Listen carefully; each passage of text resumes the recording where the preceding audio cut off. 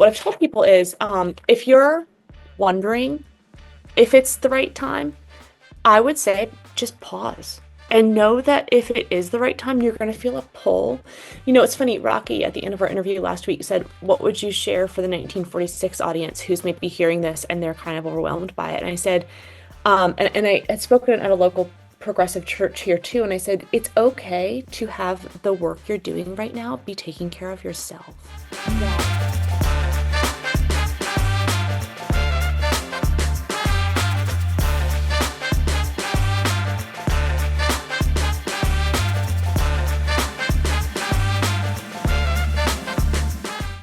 Well, Dr. Jen Johannsen, it's certainly good to finally meet you. We were talking just a little bit ahead of time, but we have had several interactions and planned this out. So thanks for taking time out of your day to come on here and share your expertise with us. I'm looking forward to this conversation.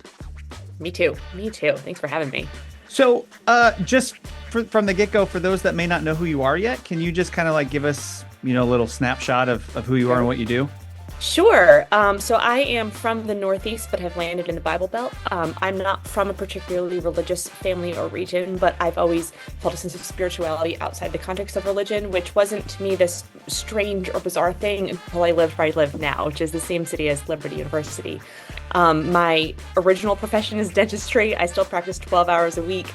I'm now an online business coach that has a very not subscribing to hustle culture regulated lens. But I also speak out about pro-democracy things, and I've gotten into the biblical mistranslation and a universal lens of spirituality space too. But a lot of this part specifically started for me during COVID because I didn't realize the degree to which people's beliefs, the degree of cognitive dissonance made me perpetually angry. And part of my own healing from that was learning and being part of conversations, especially after January 6th. I feel that so much. I'm writing Check, notes. check. Yeah. Yeah. I feel all of that so much. So one of the things that I reached out to you, and wanted to talk about because you are putting out these just really good posts about bridge building, and, it's such a difficult thing to do.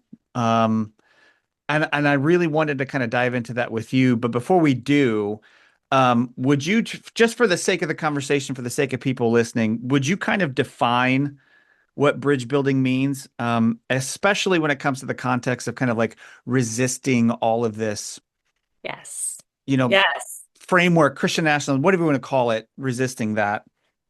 Oh my gosh, I love this question. So, bridge building to me is a conversation around potentially very stressful, divisive topics between two people who hold different Mm. viewpoints. However, the lens I give it, and for anyone listening to this today, this guide is in my link in bio. Joe, you're welcome to put Mm. this in your link in bio. I know you Oh, have I it. definitely will. The lens that I try to take is not so much, yes, it is like right left. I'm not going to say it's not that because it is, but the bigger thing is abundance or a healthy lens of reality or a scarcity fear lens of reality. And the scarcity fear lens of reality can arise on both sides of the political spectrum. So I have had conversations with people who agree with me from the standpoint of how they vote and what they vote for, but sometimes their lens of it still isn't as healthy as it could be to move through these issues productively. And I guess when I started to strip back, I'm around conversations now, like when Roe v. Wade was overturned and all these things all the time. And you start to overhear all these things. And the more I looked into these issues, the more I realized we know as a human society how to solve these issues for the most part. And if we could just have the if we could communicate about them in a healthy way, we could actually find win-win solutions. I'm a huge Pete Buttigieg fan. I'm just going to throw that out there from the Oh, get-go. He to me is the I love Mayor epitome Pete. of it doesn't have to be basic human rights or the economy. It can be both. And here's how we can have the trans conversation in a way where everybody wins and everybody's comfortable. And here's how we can have the abortion conversation completely differently than we ever had. So it's a scarcity mindset and a wound mindset and an ego mindset to a nuanced shades of gray, healthy, Mm. abundant mindset. So I think, well, there was a video that popped up today that's going around, and I was watching the video, and I was thinking about this conversation that we were going to have, and it's Joni Ernst. I don't know. Did you see her apology video? Well, her let me Um, I've apology seen it video. referenced and it was probably from your post, but I haven't watched it yet. Yeah, it is. Oh my God, it is awful. Because she had a town hall and she just said her response to these awful things was, well, we're all going to It die. is And so then dying. I she, did see that. yeah, Yeah. so she has this response video where she apologizes for thinking that everybody understands that we're going to eventually die, and then has this really snide remark about, thankfully I didn't have to explain the tooth fairy either, or something along those lines. I might be butchering that just slightly, but that was the idea. And then the whole video is set within a cemetery. She's walking in a cemetery. It's really close. She's talking in this like very what's the word I'm looking for? Like she's talking down to us. What is that? Oh, like Um, condescending. yes, thank you. Condescending. That's the word Yeah. I couldn't find. Yeah. And then she ends it with for anybody that I can't remember exactly what it is, but it's like, you know, for those that are worried about eternity, I invite you to, into a relationship with my personal savior, Jesus Christ. And that's the end of it. And I was just thinking, watching that video, I feel like I do a pretty good job of like self-regulating. And that video pissed me off to the nth degree. And my initial response was, I'm not going to say it on here, but it was, F you. You know what I mean? Like, Mhm. just who the hell do you think you are? And so like one of the questions that I wanted to ask you was that idea of bridge building versus um kind of being a doormat, because a lot of times I think a lot of times people would associate bridge building with just kind of being wishy-washy, not kind of taking sides, just kind of Mm. keeping the peace, especially for people coming out of like fundamentalism. So what's the difference between the two? I stand in my own non-circumstantial power. That's the Mm, difference between the two. I stand in my um I am open to hearing what they say, and I'm open to a different lens on things, but I'm not changing my own energy. I'm staying in this really, I aim to make them feel safer than they've ever felt before, right? Because I think at the end of the day, we all want safety and belonging. And if I can stay in that power, and by power, I mean the most grounded, authentic, healthy, mm, present moment kind of power. If I can stay in that, there is something visceral that the other person starts to feel. And it is these bridge building conversations are not an in the moment aha, but they are mhm. a planting seeds over time type of thing. But yeah, no, I am definitely not showing up in any kind of wishy-washy way, but it's a more of an unspoken thing, if that makes sense. Mhm. It does. Yeah. So kind of building on that, I'm curious how because like did you see it happen? My wife sent it to me last night, that attack in Colorado. Um I didn't see it yet. I know that there was something. yeah, Yeah. where that apparently, and it may have changed by now by the time this episode comes out, but the Yeah. initial reports were this man attacked a group of uh, they said it was pro-Israel groups, or Mhm. a pro-Israel group having a peaceful protest, and then he attacked them with what looked like Molotov cocktails, and there were several injuries and stuff. And I was talking to her about the fact um, that we just keep getting crazier and crazier, and these violent responses are just symptoms of that. Just like this, nobody's talking, everybody's screaming, and it's just going to get worse and worse and worse. And so I'm curious from your standpoint, because you do this work, and we are going to put those PDFs on there. We'll put the links, but um, we'll also put the so people can download them. Um, how do you see bridge building as resistance to what we're Yeah. experiencing?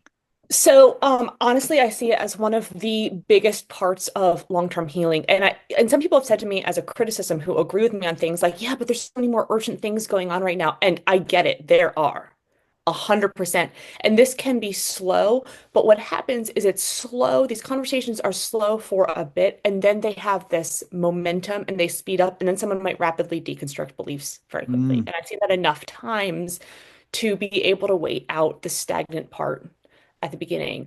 But I think in order for us to heal long term as a country, we can't have, or globally, I've said this over and over on my page, but we need enough people to come out of the belief that their religion is in sole Yeah. possession of the truth because that's ego. That's being stuck on this lower half of the map of consciousness. And I'll just jump into this real quick if that's Do it. okay. Do it, please. Okay. So I'm holding this up, and I know this will be audio for a lot of people, but these Well, red this one will actually be on YouTube. So, Sweet. Oh, yeah. that's awesome. Okay. So, and I recommend Googling it. It's The Map of Consciousness by Dr. David R. Hawkins, who, by the way, I had this experience as a teenager where I had severe seasonal depression. So I had this experience that was very contrasting from a young age. And I had this understanding at a young age that our entire experience of the world and people around us are filtered through the lens of our emotional state. Mm. And I also had this experience when I was 15 in the summertime, which is a time that I felt like better. Like March to October was my like better window of time. But for about 6 weeks in the summer, I experienced what I would now call egolessness. I experienced this, what I would now call like an expanded state of consciousness, and it was very blissful and peaceful and embodied, which are not words that I like could have Hmm. even put to it until, but when I discovered Dr. Hawkins' work and Eckhart Tolle's work, those were the first two Mm. human beings who I heard describe something like what I had experienced. And I was like, okay, I want to learn what this is enough that I can harness that and teach it to some degree. So that is a very much part of what I do now. But anyway, the scale starts with shame at the bottom, the very lowest energetic state a human can feel when people take their own lives. We often think depression, but shame is more often the dominant emotion. Then going up the scale, we have guilt, apathy, grief, fear, desire, anger, pride. And then there's this like tipping point of neutrality. Then we have courage, willingness, acceptance, reason, another tipping point into a spiritual paradigm, love, joy, peace, and enlightenment. With the love here being, as Dr. Hawkins describes it, like the love that we feel on our day-to-day lives, this is something more pure, more in the absence of fear. This is just a more like a clearer headspace, if you will. And we feel multiple things at one time. We're not all in one place at one time, but we tend to have like a dominant Hmm. emotional Center state. of gravity. Yes, center of gravity. And this is very akin to nervous system regulation too. This would be like shut down, freeze. This would be fight, flight. This would be regulated. So as we do our healing work, our baseline mood improves. And when we dip more consciously. We dip in a way where we can be like, huh, I'm feeling a lot of anger right now, but I have tools. And then we alchemize it, move back up the scale. I think this was exactly what Jesus was describing. I think this is exactly what the Buddha was describing. This is a tangent now, but I do want me to jump into those Do it. mistranslations real quick. Yeah, Okay. do it, please. Okay, I get so Yeah, let's excited go about for this. it. Because to me, when you can tie everything together that's humanizing and universal and there's no conditions and it's all congruent with our modern understanding of healing, like this is so exciting to me. Like I'm actively leading Christians out of Christianity with Jesus and this. It's a new lens and it's working. But sin, the only word that he's recorded as having used, which is I've been corrected on this, is Greek, but he spoke Aramaic, or but Right. the most core word that we can find is hamartia, which means to live blindly, to miss the mark, to miss the point of life. Right. And the way I understand it, original sin is an Old Testament thing that Augustine kind of overwrote into the whole thing in like the 400 or 500s, correct? Correct. I don't believe in original sin. I never have. I was never taught it. I honestly didn't know that people actually believed in it until the last 5 years. Like that's how different Oh, my own wow. That's awesome. You saved upbringing yourself a was lot of from this. therapy. Yeah. So, seeing that as an adult, it's like, holy moly, like if your base lens of humans is that, Hmm. like you can't trust yourself, you can't trust people. No wonder things are so messy. I believe in original goodness, but we have wounds, right? Hmm. And the wounds can land us in this blindness, this hamartia, this black and white thinking. And if it's unconscious, it's what someone like Eckhart Tolle would call ego, where we're just Mm. blindly trying to protect ourselves and be right. Describes a lot of people right now. As we do our healing work, we move up the scale and repent, translated from metanoia, is to change the mind or transform the thought. Moving up the scale, and salvation, more closely meaning liberation, would be this pure consciousness, this complete lifting of the veil of ego, where I don't use the word light of God very often. I do in these spaces, but I would Mm. say this collective consciousness, this higher intelligence can shine through us and it's benevolent, and we see answers to problems more clearly and from a place of win-win solutions. So I 100% get down with all of this, what you're saying. I mean, absolutely. Um, do you, if you're actively leading people through this and like helping reframe and reshape stuff, um, I'm just in my brain, I'm thinking about all of the pushback that like I could come up with, like my old understanding. Right. Do you encounter that? Like when I'm sure that just on social media, but I mean like even in the interpersonal, those conversations, is there just like this internal pushback that's just an automatic response to all of that stuff? So I don't share that much at once. Mm, These are ongoing, these like a conversations journey. start really small. They start with, I'm going to give an example because this has been one of my most successful ones that I thought would be one of my least successful ones. Our public school, where my son is finishing up kindergarten this week, sends home flyers from something called the Good News Club. Oh, yeah. And their website is Yeah, all the my mom used to work for the organization that does okay. that. Yeah. So their website is biblical inerrancy and all the things. And the woman who's the director of it locally is about my age. She doesn't have kids. But I had reached out to the organization in like, okay, so I reached out to Josh Scott initially. We've become friends Oh, okay. Yeah, yeah. and He's a just good asked for dude. advice. I was like, as a northerner, like I get that this is maybe normal here. This isn't normal for me. I want to say something, but I think I'm gonna wait. But if and when I do, so he helped me kind of work. And he's like, yes. Unfortunately, but like probably nothing's going to come of it if you say something, but maybe like wait Hmm. and see if it ramps up, and if it does, we can talk through what to do. It ramped up in the form of these flyers being sent home this fall that were like, we're sending this home because we're concerned about your child's well-being.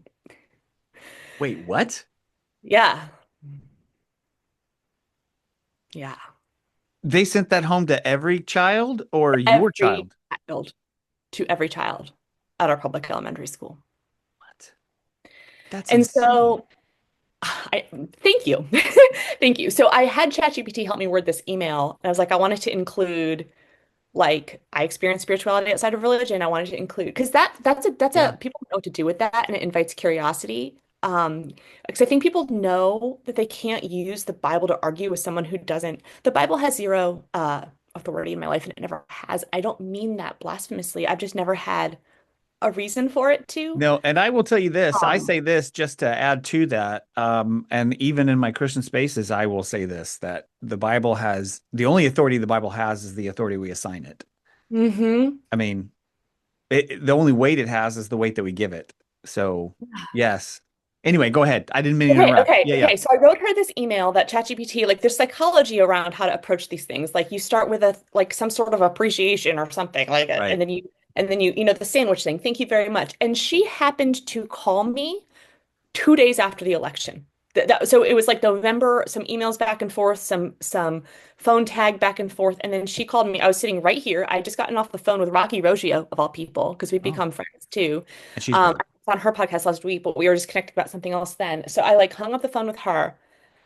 My phone rings and I pick it up, and it's 2 days after the election. And in a moment, I was just like in that headspace where you can just say the thing off the cuff. And I was like, look, I don't know all the things that you perhaps believe or don't believe, but I know we both might feel the same that we don't want our country to stay as divided as it is right now. I would love the opportunity to meet in person. Mm. And we did. We had lunch. I let her kind of lead the way. We talked about like TV shows first, common ground type of thing. And then we started to talk about this. And I usually bring this. I let people kind of look at it and take it in for a little bit. And often I won't try to like talk about all the things at once, but I will share with them that like I was a teenager who had severe depression and Hmm. also felt very misunderstood for parts of those years of my life. And it was really hard. So I really relate to people in my life that are part of the LGBT community and how hard that can be. And if nothing else, that's like something that I would like to have come of these conversations, but I don't get into all the things right away because I think that can be very overwhelming. I gifted her the 1946 movie at the end. I don't think she watched it, and that's okay. You can like send it to someone through the Eventive link on Rocky's page. But it turned into this really cool voice memo back and forth conversation over the course of a few months. And we haven't talked now in probably a month, which is fine. The lulls are healthy too. But those videos I'm now posting online, it's a 7-part series. One of them was yesterday, are the videos I sent to her Mm. as a Okay. response to, and that's why the drawings are so like messy because I was just like making things quickly. But it was in response to, she's like, I know this is going to sound snarky and I don't mean for it to, but if you're saying to me, your thing is wrong, aren't you saying also just like, but your thing, like, but my own thing is right? Like, aren't we both just doing the same thing to each other? And I said, Mm, no, no. What I believe to be true, I know that I don't know. mm, It's a mhm. mystery to explore. And to me, this is inclusive of all people. And this is a lens that is universal to all humans. And it's unconditional. And I think I said like it just draws a big old circle around everything. It's not a polarized thing. So I think of a specific religion as like a dot. And this is like the whole thing. And not just a dot that's probably like religion tends to trap people in a God view that's denying, punitive, disdainful, condemning, vindictive. This chart has this full God view section. So once I sent her those videos, the last one, which there's 7 of them, I'll share that probably in a couple weeks. I've been dripping them out kind of slowly, but I talked about how in evangelism, God is kind of like up here and people are like Mhm. down here. And it's like this dependency, codependency, hierarchy thing. Whereas I see source as this almost like this like cushion beneath us. And I drew the people in my paradigm as all like the same exact size and they're all smiling and happy. And the more we can like be free of ego, the more that the energy of that thing just like comes up and through us. And life is more effortless. And we ended with that and she liked it. And then I let people just kind of mull over these things for a while. These do not always go well. I was at a birthday Right. party for a lesbian couple that I'm very dear friends with, their neighbors, and I found out that one of their stepmoms is not affirming.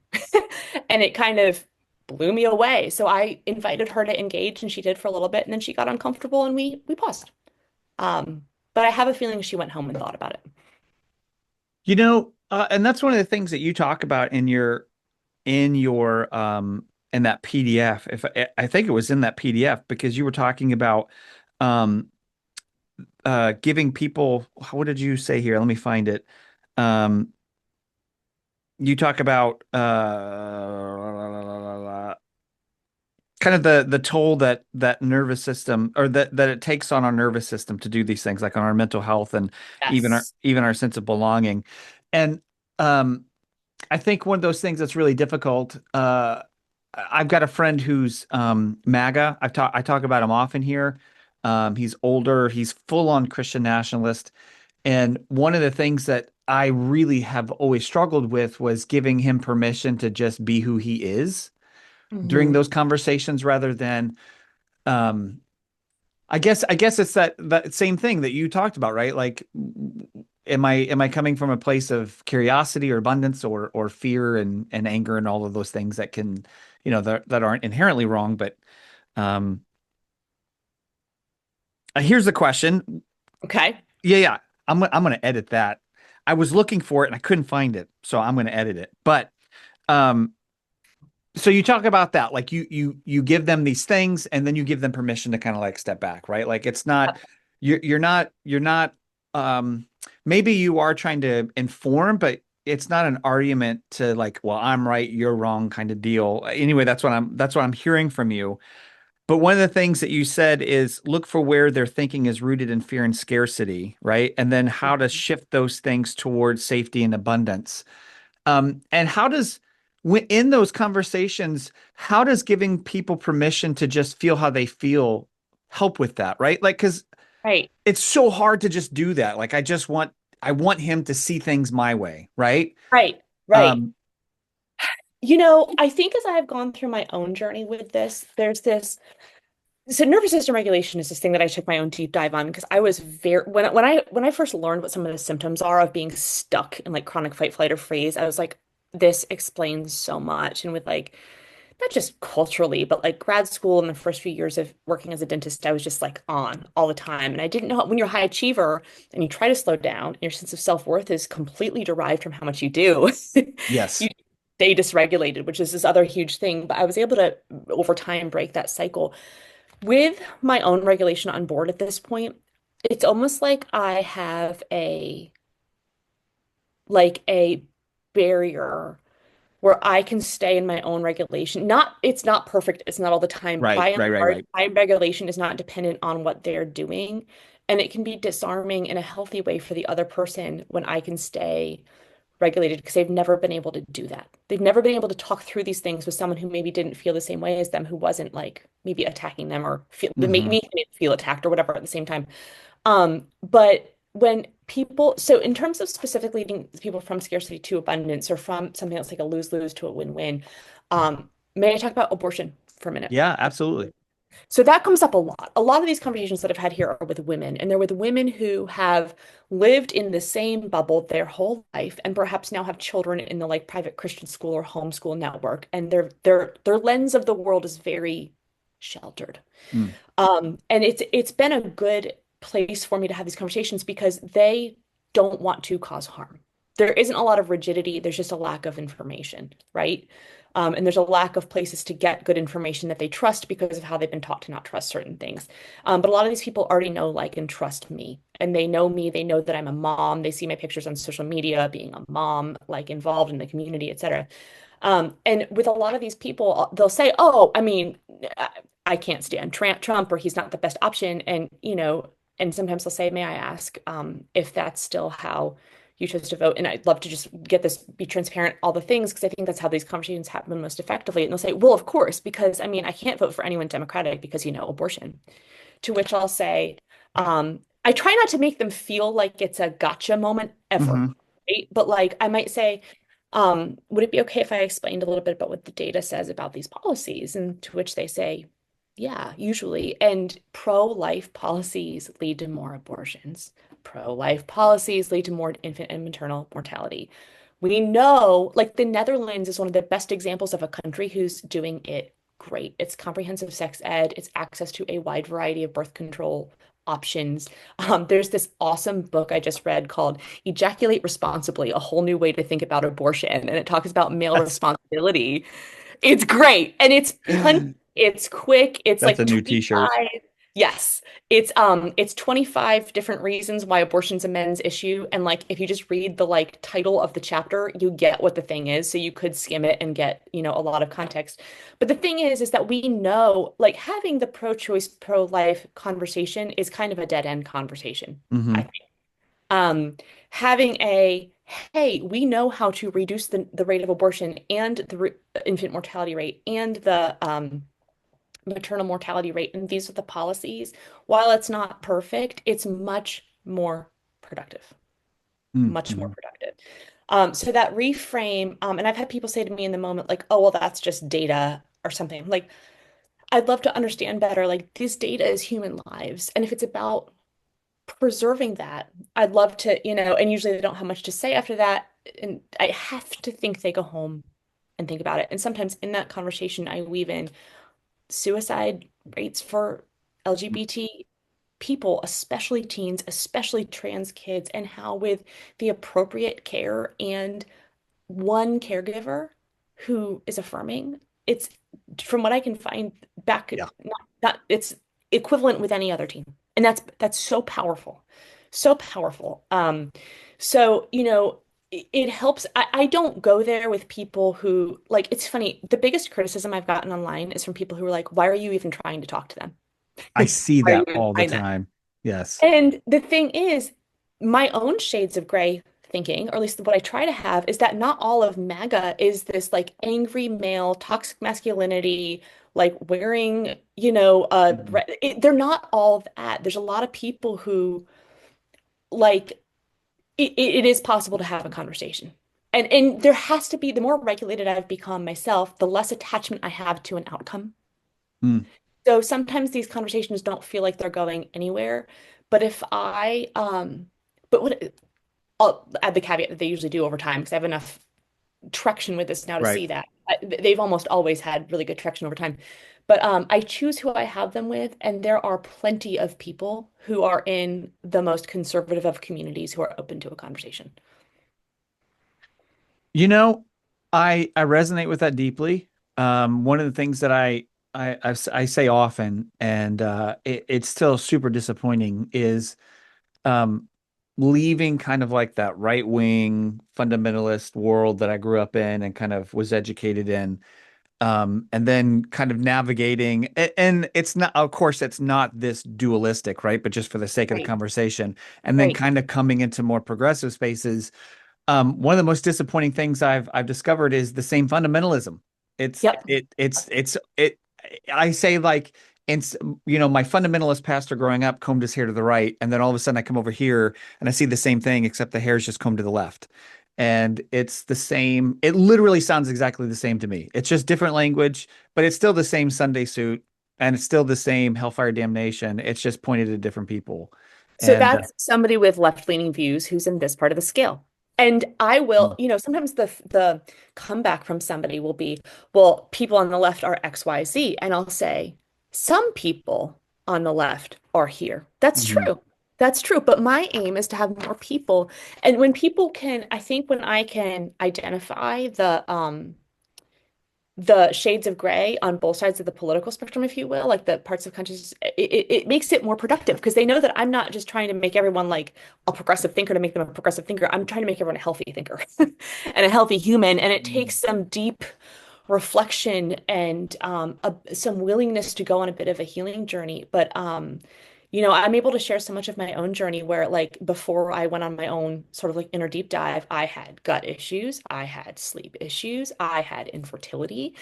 These are very, very common things that a lot of people are struggling with. So when I can share with them, like, wow, I was able to take a look at a lot of my own limiting beliefs, like, even though it wasn't from religion, it was from Right. other things.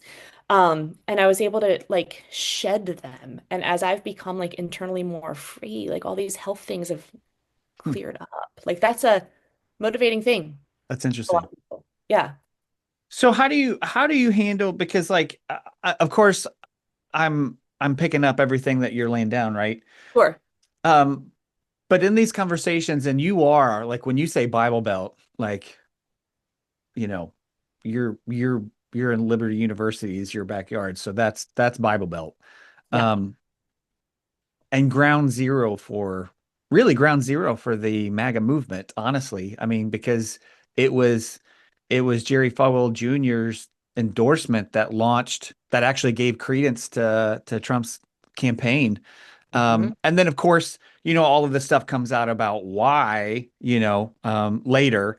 Um, but um, do you find that because we're talking about like the thing that we talk about the most is people kind of still stuck in that Christian nationalism or fundamentalism, high control religion.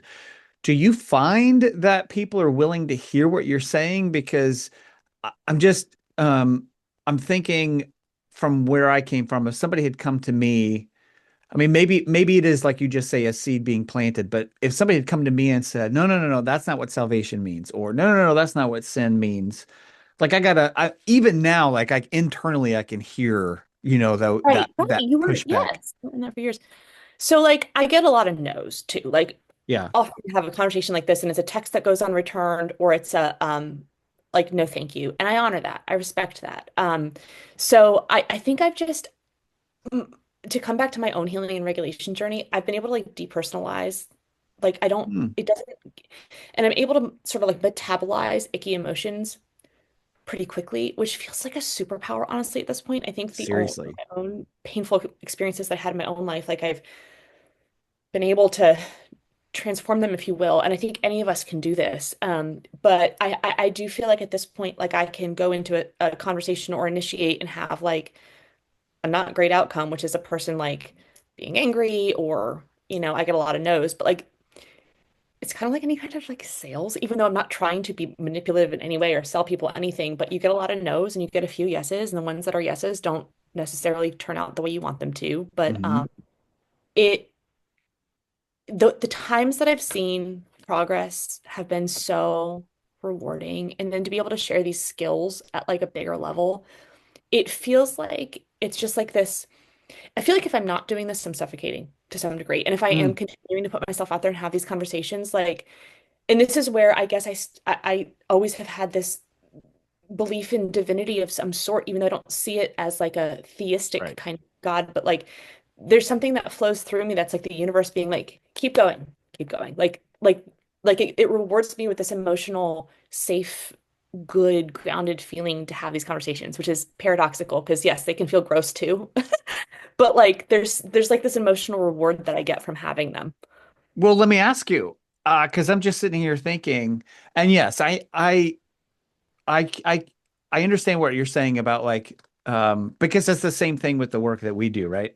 Yeah, The loudest people are the ones screaming, like we had people, just go drown yourself, and somebody posted a picture, a meme for me basically to tie a millstone around my neck, which is a reference to something in the New Testament. But so yes, those conversations are loud, and of course we have that here locally too. But it's always those conversations that I have where people become free of those things, like they're able to like leave them behind and move on. That kind of right. drive that. So I totally get what you're saying. But how are there things that you do personally? Are there like practices that you do Yes. or regulation that for you to be able to just kind of come back to yourself after some of those more difficult conversations? Yeah, so thank you for asking because this is such a crucial part of all this. So I have another guide in my link in bio. It's called the Ground Heal Thrive Guide. I And saw that. I have some videos that I've done. I'm happy to like send you one of the links where I kind of talk through some of this stuff. But um, if we have never done our regulation work, it's like our body's like a pool stuffed full of beach balls. And there's the big ones, which are our big T traumas, and the little ones, which are like that unexpected bill that came in the mail, like the more day-to-day stuff. But we have very little capacity to flow with the ups and downs of life.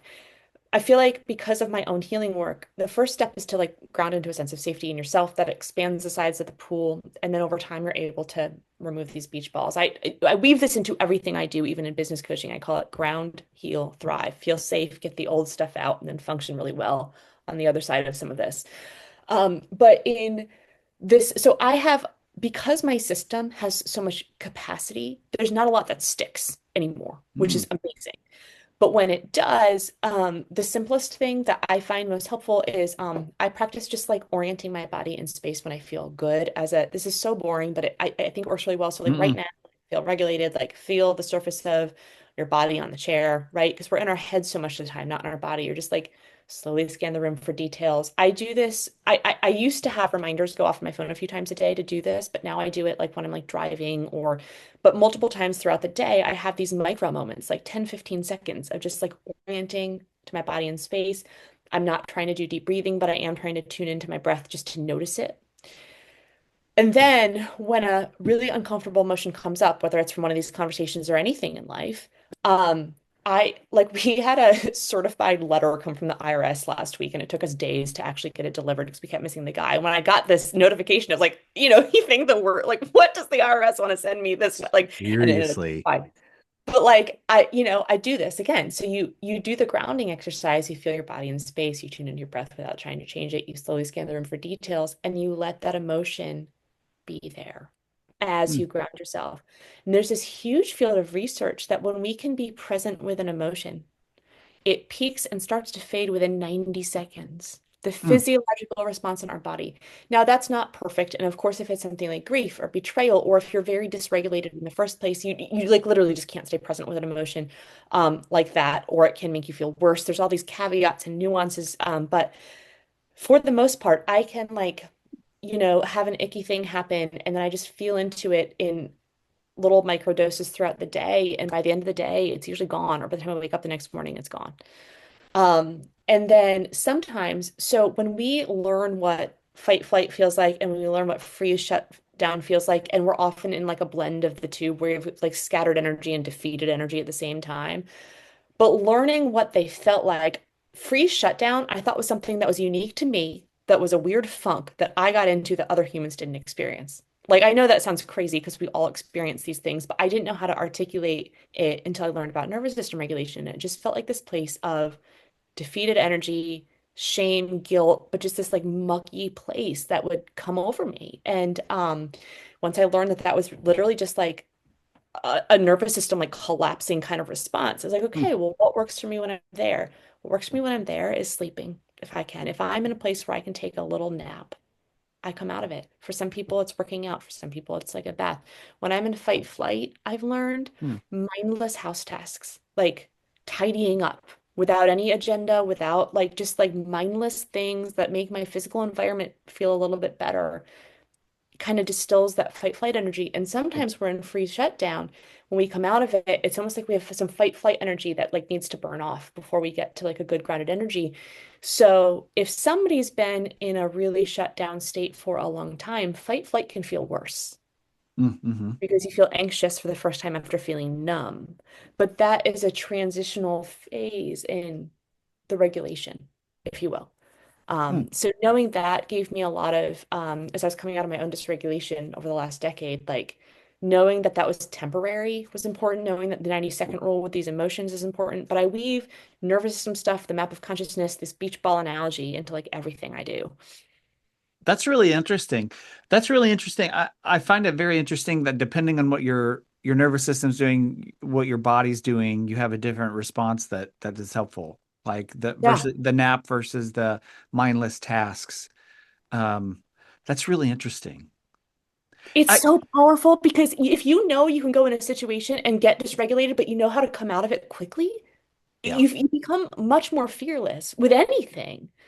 Yeah, I have found that if I know that I'm going into a conversation that's going to be hard or something comes up, and I don't always do this perfectly, but I can feel, I can feel my adrenaline kick in because my response to any kind of external whatever is always fight. Like it Mm. it is just always fight. Like if you're coming in, just know I'm swinging and I'm hitting something.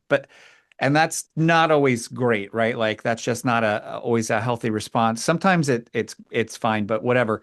Um, so what I've had to learn to do, and this is taking me forever, and I don't always do it great, but just recognize when that happens, and I have to say to myself, "Thank you, but I don't need this. I don't need this right Yeah, now." Like yeah. just like thank you for trying to protect me. There's no danger here. I don't I don't have to get angry. Um, but it is interesting.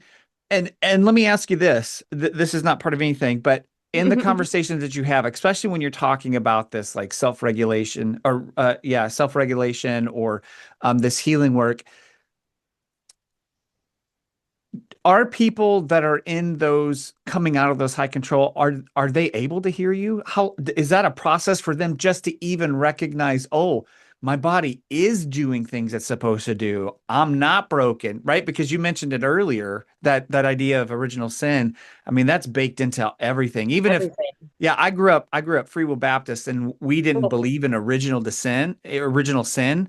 But we totally believed in total depravity. And so, like, my pastor preached something called worm theology, which is basically like a vernacular that shows that we're lower than worms. And so that's like baked into everything. And so, relearning that, oh, wait, my body's not evil. It's not broken. It's actually doing what it's designed to do to protect me. Is that like the first hurdle that people have to like deal with? that specifically hasn't come up. And some of these people that I've had these conversations with have some awareness of like, nervous system being like a sort of like a pop culture Mm, buzzword type of thing. To me, that mhm. came about during and post COVID. I mean, I feel like there's a lot of people who have like awareness of it, but maybe don't understand it in depth or don't have the proper tools or whatever. So when I bring that up, it's funny. A lot of people like have gone to therapy or have some understanding of modern mental health or nervous system stuff, but they can't see how the system that they're a part of is perhaps the driving force of the struggles, is from the Mm, way I see it. that makes absolute sense. Yes, and it is the system, right? It is the system. Mhm. So, let me ask you this. In the stuff that you're talking about, I've had this conversation before with a few other people, kind of like not as in depth as this, talking Mhm. specifically about bridge Mhm. building and like all of the things behind it, the nuance and stuff, but just kind of that idea of bridge building. And one of the people that I talked with is Dr. Mish Van Essen. I don't know if you know who she is. She's you all would get along great. But she does a lot of work with bridge building, and she's a trans woman. She's a Mhm. trans theologian, and does a lot of that idea of bridge building. And of course, because of her identity, it takes a very special personality. One of the things that she talks about is how not everybody can be a bridge builder or should be a bridge builder, or and even not like long term, but even just like in seasons, right? Um, Yeah. and I'm curious. are there in your mind, in the conversations that you're having and the things that you're leading, w- where is that line between that something that's uncomfortable that helps us grow versus something that might actually be crossing into, okay, this is danger. This isn't Dangerous like or harming us. right. So doing it in seasons or it not being for everybody is something that I completely resonate with because I wouldn't have been able to do this before the last few years. During COVID, I was a human who needed to like hunker down, Mm-hmm. like not be around other people. That was a really big period of time for me. Like I think it allowed me to move through some stuff faster because I had that kind of what I've told people is if you're wondering if it's the right time, I would say just pause and know that if it is the right time, you're going to feel a pull. You know, it's funny, Rocky, at the end of our interview last week said, what would you share for the 1946 audience who's maybe hearing this and they're kind of overwhelmed by it? And I said, and I had spoken at a local progressive church here too, and I said, it's okay to have the work you're doing right now be taking care of yourself Mm. radically.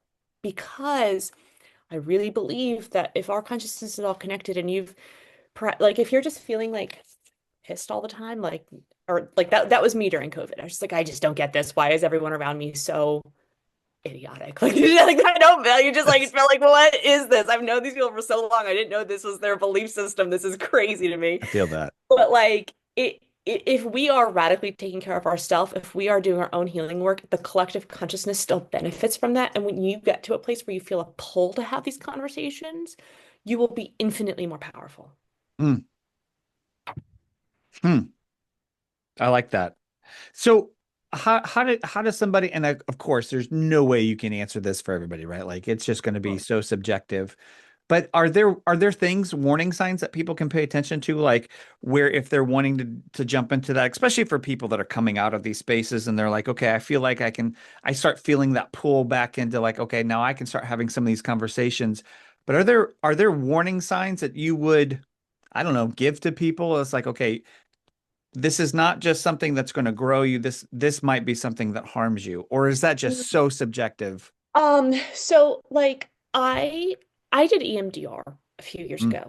Are you familiar with it? Hmm. Because I had my own things from like, over the course of my life that were not religion, but they were like really big things. Like I I I think if you are someone who not you, but anyone listening to this Right. who still gets quite triggered, like I didn't start having these conversations until I had removed enough of my own beach balls, so to speak, that I knew I was more unflappable, if that makes sense. So like if you're still getting very triggered, focus on yourself. It really is okay. Like full permission to focus on what you need and your healing. And I think the degree to which you get triggered outside of a conversation like this, when it's like seeing a news headline or something pop up on social media, like if that's very triggering, it's okay to work on removing those beach balls or like whatever feels good to you. And EMDR was a life-changing experience for me because um like I had a lot of like this subconscious belief of like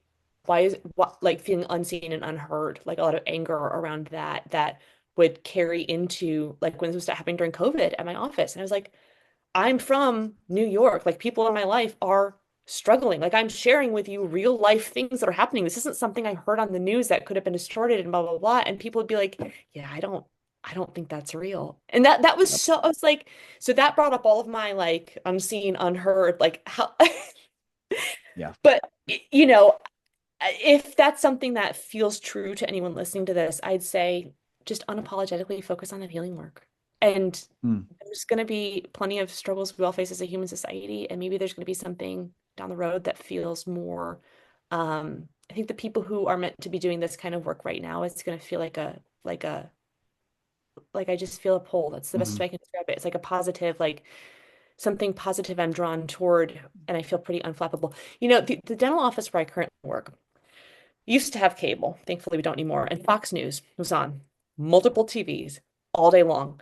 And it drove me crazy. I had a no news sort of just like thing in my own room, and we'd keep it on HGTV or like the Food Network. But I saw Pete Buttigieg go on Fox News Gosh, he's so over awesome.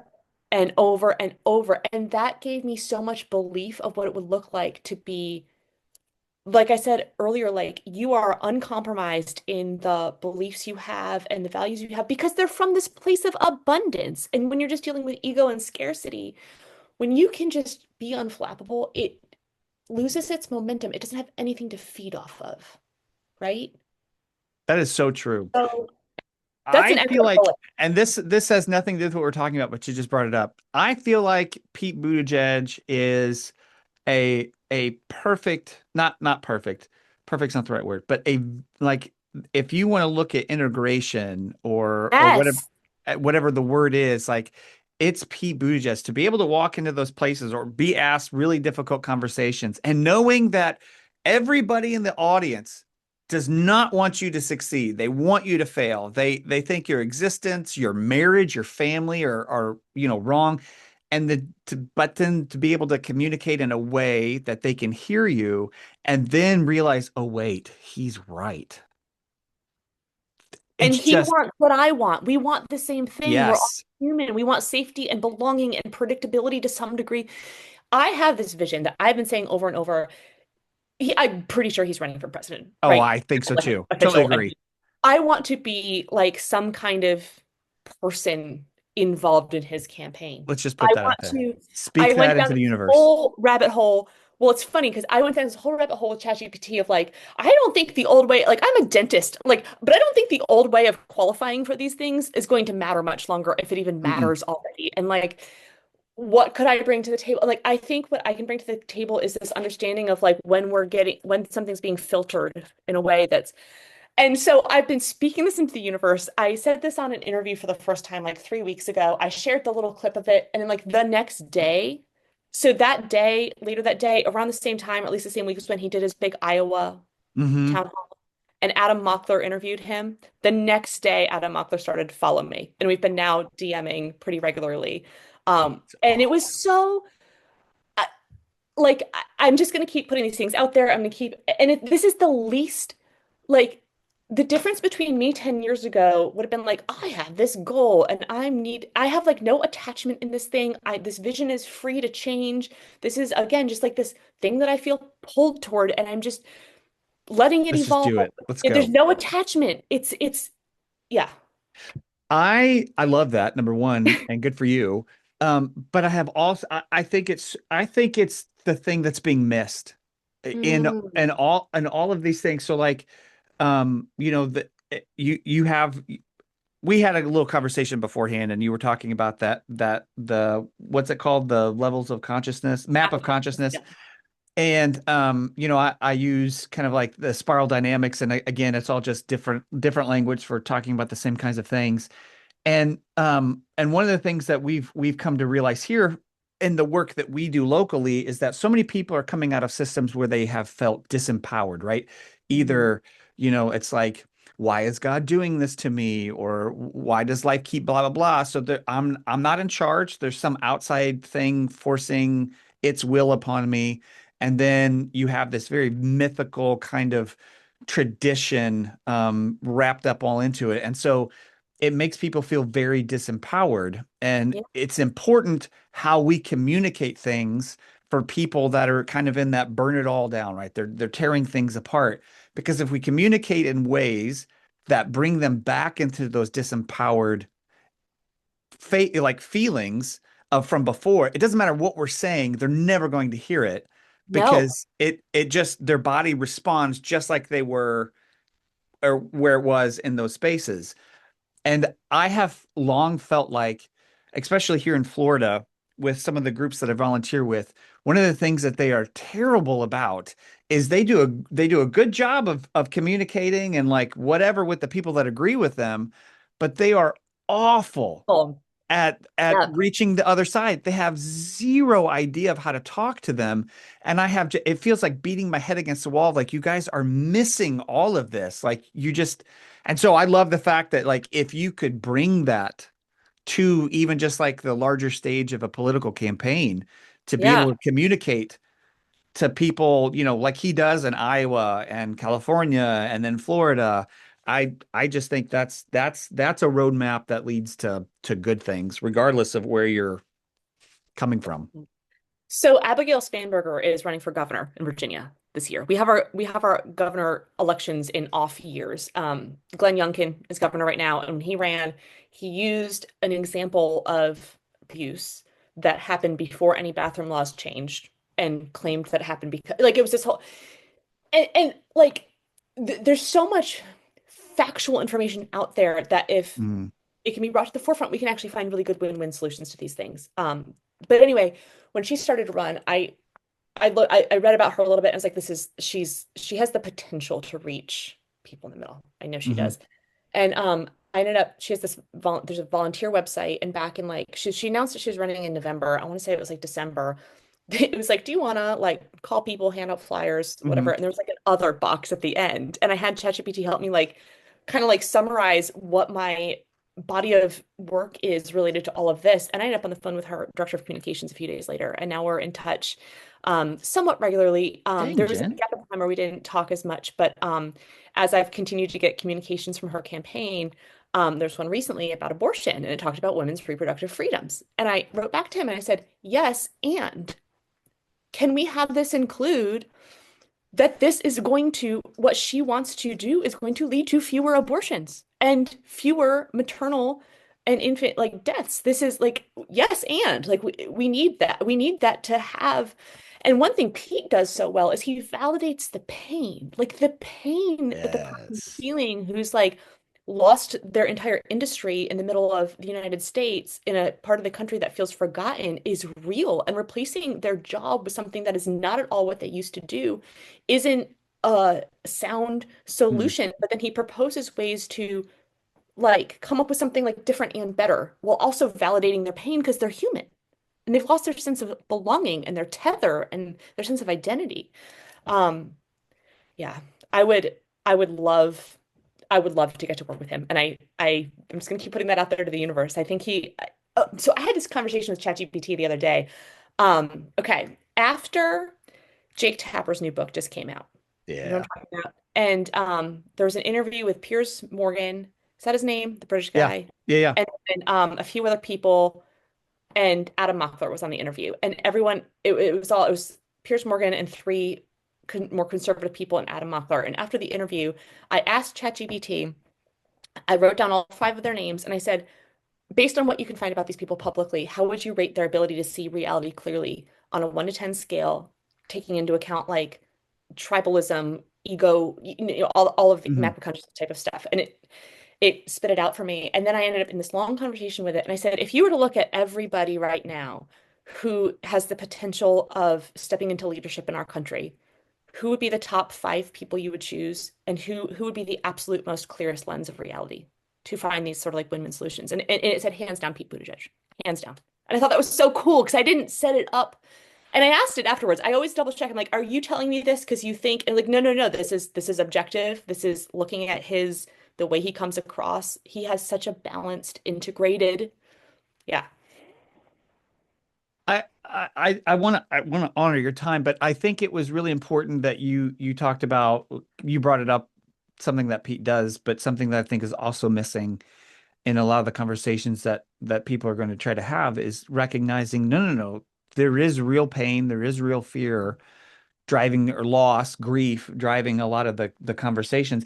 Even even if that even if that loss or that grief, I think, even if it's, I hate to use the word imaginary, Yeah. uh like, it is, I keep seeing this, certain preachers and politicians using this, like the most the most oppressed person in the United States today is the white man. He can't do this and he can't say this and blah blah blah. And that's made up. That's not real. Hmm. But that taps into a fear of certain Right. people. And I think if we can recognize that that's real, Yeah. validate those feelings while recognizing that the system that the feelings come from is probably malicious or whatever, but that's Mhm. still a very real gut reaction to somebody and can come from, a million different reasons. Um, in spiral dynamics, it's all colors, and so green is uh is when you start coming out of some of these like very egocentric, ethnocentric, and you start getting into more of a world centric, the unhealthy side of that green is is number one, it's very naive, but it sees oppression where there is none. And so Mm, it can assign oppression towards somebody like me, mm, simply because of who I am and where I came from. And I think that a lot of the progressive spaces end up doing that, hmm. even inadvertently. And I'm not equating the Right. two No, sides, I right? hear you. Like Yeah. Yeah. MAGA is a existential threat to our democracy. No doubt about it. This Hmm. stuff is also bad, not on the same level. But I think if we're going to reach people that are going to be peeling away from this, like that, those that are leaving MAGA, that hashtag, right? I Hmm. think that we also have to give space to say, okay, there's a reason that this, there's something that this Yeah. fed, right? There's Yes. some, yeah. Yes. Yes. I mean, so interestingly, in AOC's district, there were a lot of AOC Trump voters. Yes, And I I think, read that. like I heard Adam Kinzinger say the other day that he's thinking about running for president and because he wants to be more centrist and blah blah blah blah. I don't think that it's necessarily that we need someone to be centrist. We need someone to be regulated and speak not from their own ego and present in a way where they're going to make change like she does, right? Mhm. Or like Yeah. Pete does. He speaks from a place that's regulated and he's like, here's a new way forward that is one of the things I really love that he does too is like I think we have this in a high achieving kind of hustle-minded culture. We get addicted to success being all these like growth and then you grow faster and blah blah blah and like that's not healthy. Like growing too fast in anything isn't healthy. And Pete, I watched his whole like 3 hour interview on the Flagrant podcast, which was great. They really respected him, which I thought was cool. But anyway, he made it so simple. He's like, I want people to know they have clean air and clean water and a job and they can afford their own house and there's enough houses for everybody and they feel safe, even if it's a family that looks like me or like my neighbors or like this. And he brought it back to something that's like simple that actually is what we all want, but we get distracted sometimes by these like big flashy things, but then I don't know, it just creates a distortion, if you will, when we're looking for these things that are almost like an addictive form of growth versus just what we really want is to be able to earn an income, come home to our family, like enjoy our life, have choices. And he said, I think I can deliver that, and I think he can. Oh, I do too. I do too. I was going to vote for him the first time around, but then everything fell apart and it coalesced around Joe, and I was just like, "Dang it, I didn't get to Yeah. vote for him in the primary." But yeah, he's my guy. Yeah. Well, let me ask you one more question, and Sure. then I'll I'm let you good. I'm go. good on Yeah. time. I'm enjoying this so much. But yeah, I know Um, you'd like to wrap up too. Go right ahead. what, especially because so much of what you're talking about happens like, underground, so to speak, Right. right? Like Right. in away from you, right? You have these conversations, you plant these seeds, whatever, and then they go on to wherever they go on. And you might be able to continue fertilizing that or kind of tilling that ground some. But those things are happening underground. Um, and sometimes, those seeds don't grow for long periods of time, right? So I'm Mhm. curious, for the sake of this conversation, what we've been talking about, what gives you hope? What drives you to continue going when so much of this is kind of behind the scenes? Oh, this is such a good place to land. Okay, my all-time favorite book is Eckhart Tolle's book, A New Earth. He's best known for The Power of Now, but I loved A New Earth, and I think it's an easier starting point. So he doesn't talk about the map of consciousness in the that term, but he talks about the concept of it. And he says there will be this time in human history where a lot of people do their healing work at the same time. Mm, And it creates this big upshift in the collective consciousness that makes the people stuck in ego dig in harder, causing temporary chaos and violence and confusion. But it's like an extinction burst, and it sets up the conditions for the dissolving of this very like ego-based root way of thinking in the collective. And he gives examples of like in the Soviet Union when it dissolved. He says the most monolithic structures, the most sturdy seeming from the outside, which are also like the most egoic, are the first to dissolve. And mm. it kind of falls apart from within and everyone's like, where did that come from? But I think I already see this happening. I mean, look at Musk and Trump and like I feel like they're like an angry toddler fraternity. That's how I kind of like think of their inner workings. And that can't sustain itself. Like it's going to No. collapse on itself. And one thing I try to come back to is like, as long as, um, you know, if I were to become just like, if I were to stop doing these conversations altogether because they felt too icky or whatever that thing was, as long as I'm continuing to like ground myself and tune into my own energy and continue my own healing journey and cultivate joy in my own life, the rest of it, I believe in that future so strongly. And I believe that this extinction burst is going to be within the next Mm. couple of years. And I believe in that future reality so clearly that I guess I don't I see all of this as so temporary. And I've always been good at like future casting. I've always been good at believing in a reality that isn't here yet. So yeah, I think that that's what's happening. We've had this huge group of people, especially since COVID. There's another book that's fictional called The Celestine Prophecy that was written in the 90s, but it has the same sort of message to it that as a lot of people go through this conscious awakening, and the people who are still unconscious cling and grip and like try to cling on to the old way, but Mhm. eventually it just sort of like dissolves and like something new can grow up from it. It's funny you mentioned that because so much of the work that I read by like Ken Wilber and stuff with spiral dynamics, it literally says the exact same thing. And there are Yeah. like they show moments in history where like for example, where all throughout human history, slavery is a thing. And then within this narrow window, humanity just said, nope, Nope. not doing that anymore. It's not okay.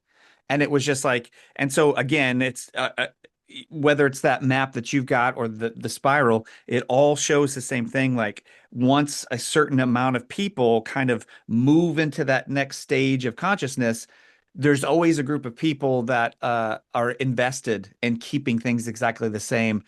And while you were talking, do you know who Valerie Carr is? The Mm-mm. Sikh poet activist. She's brilliant. She has this speech that she gave uh, after the first Trump election, and in there she talks about the darkness that people are experiencing, and she says Mm. she asked the questions, but what if it's not the darkness of the tomb, but the darkness of the womb? And then she just goes on. I mean, it's just so poetic. I'm not even gonna try because I'll kill it. But it's that idea of like these are birthing pains, and like the Yeah. story of America Yeah. is one long birthing pain, birthing Yeah. something, and that to me, like what you just said, like is the thing that I have to cling to. Like, Yeah. yes, this turmoil is leading, it is not just turmoil for turmoil's sake, and yes, it could go off the deep end, right? Like that's happened in history. It could also, like you said, be that extinction death rattle. It could be that those birthing pains creating something new. And Oof. I've got to hold on to it. I've got to believe that. Yeah, I really do believe it. And I actively look for glimmers. And as hard as Mm. it is to live where I live, sometimes I do feel like when I can see it here, Yeah, for something's sure. happening.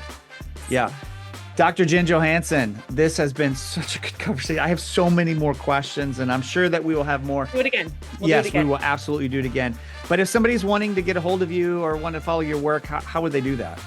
Instagram is where I am almost every day. It's grounded with Jen with periods between all the words. My blog is grounded-now.com. I started that a little over a year ago, and I started the blog, I'm sorry, the Instagram account 11 months ago. So they're both pretty new, but it has felt so good to just start putting this work out there. Oh, I didn't realize it was that Good new. new, yeah. I mean, writing has been a thing for me for a long time, but I hadn't put it out there anywhere. And then my email is grounded. Dot, I can't think. What is my email? Grounded.now.contact@gmail.com. But yeah, the blog or the Instagram are the best places to find me. Yeah. And all of those will be in the show notes so people Yes. can go Yes. find them there. Well, Dr. Johannsen, just again, thank you so much for your time. Thank you for the connection and all of the things. It's been so good. I'm excited about potential whatever in the future. But it was really good finally like meeting face to face and talking and all of those things. So just thank you for your time. It's been really good. It's been a really life-giving. Yes, I feel that. Yes. Talk Well, to you. everybody, thank you for following along. I hope that wherever you are finding yourself today, that you're having the exact day that you need. Now get out of here. Go love on some people.